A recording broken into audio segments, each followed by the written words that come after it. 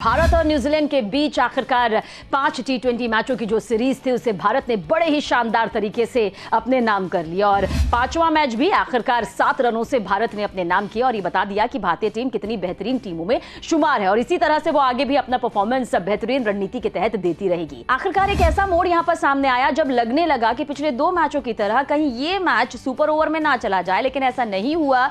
आखिरी ओवर में भारतीय टीम के खिलाड़ियों ने बता दिया कि वो किस बेहतरीन तरीके से मैदान में उतरते हैं और मैच को अपने नाम कर लेते हैं। लेकिन हम आपको आज वो 5 टर्निंग पॉइंट दिखाने जा रहे हैं जब ऐसा लगने लगा था कि भारतीय टीम हार सकती है, ये मैच उनके हाथों से निकल सकता है, लेकिन ऐसा हुआ नहीं। एक एक करके सारे टर्निंग पॉइंट आपके सामने रखेंगे, लेकिन पहले ये रिपोर्ट आप जरूर देखिए।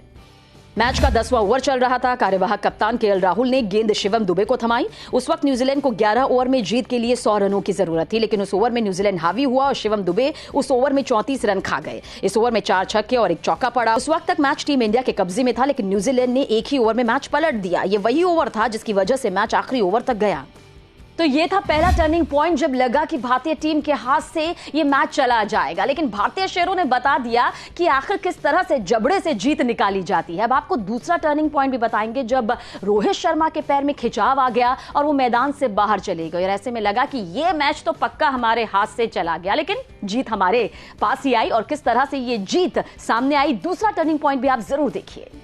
पिछले मैच में आराम करने वाले रोहित शर्मा ने वापसी की और न सिर्फ वापसी की बल्कि बतौर कप्तान वापसी की। वो शानदार फॉर्म में भी थे, लेकिन जब वो अर्धशतक पूरा कर चुके थे इसके बाद टीम इंडिया को बड़ा झटका लगा। रोहित शर्मा रिटायर हो गए और उन्हें वापस जाना पड़ा। इससे भारत को बड़ा झटका लगा। ऐसे में श्रेयस क्रीज पर आए और भारत की रन गति भी धीमी हो गई। साथ ही बड़ी समस्या ये भी थी कि विराट कोहली खेल नहीं रहे थे, रोहित भी बाहर चले गए और फिर कप्तानी कौन करेगा। बाद में तय हुआ कि केएल राहुल कप्तानी करेंगे। केएल राहुल के बारे में तो आप जानते ही हैं, वो आईपीएल में किंग्स 11 पंजाब की कप्तानी करते हुए दिखाई देंगे। हालांकि कप्तानी के लिए मैच में श्रेयस का दावा भी था क्योंकि वो भी आईपीएल में दिल्ली कैपिटल की कप्तानी करते हैं, लेकिन राहुल को यहां तरजीह मिली और वो कप्तानी करते हुए नजर आए। चलिए अब बात करते हैं मैच के तीसरे टर्निंग पॉइंट की।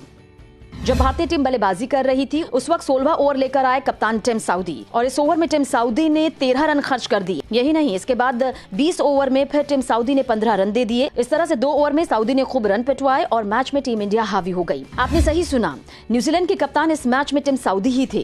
केन विलियमसन पिछले मैच में भी नहीं खेले थे और इस मैच में भी नहीं, इसलिए टिम साउदी कप्तान थे।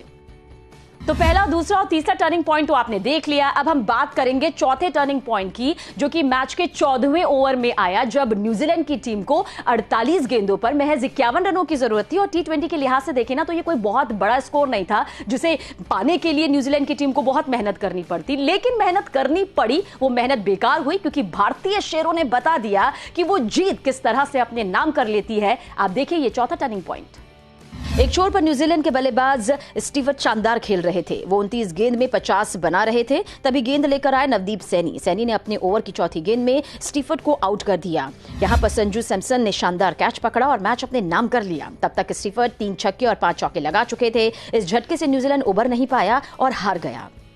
चलिए अब हम बात करते हैं 5वें टर्निंग पॉइंट की। इसमें न्यूजीलैंड को लगा कि कम से कम वो ये मैच तो अपने नाम कर लेगी, लेकिन यहां भी ऐसा नहीं हुआ। 19वें ओवर का हम जिक्र कर रहे हैं जब बुमराह ने कमाल कर दिया और ऐसी गेंदबाजी यहां पर की गई कि देखिए किस तरह से ये पूरा मैच भारतीय टीम के नाम हो गया। आप इस रिपोर्ट के जरिए देखिए।